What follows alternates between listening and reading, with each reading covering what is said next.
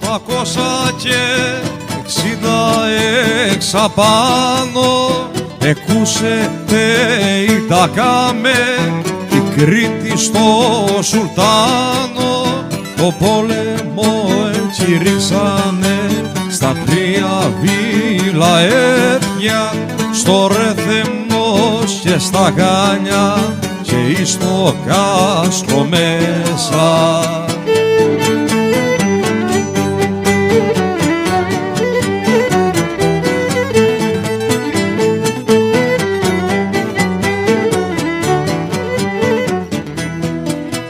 Την Τρίτη το ξημερώμα σ' 8 του Νοεμβρίου εμπρέμαζοχτική Τουρκιά στ' Αρκάδι γύρου γύρου κι ήρθε ο Μουσταφά Πασάς με 20.000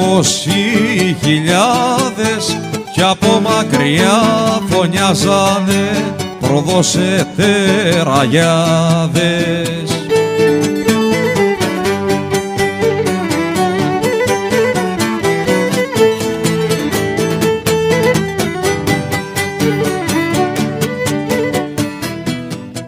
Κι οι Κρήτικοι τόσοι είπανε καλώς ήρθατε αγάδες σήμερο θα τα αλλάξουμε αντριστικά τσιμπάλες 259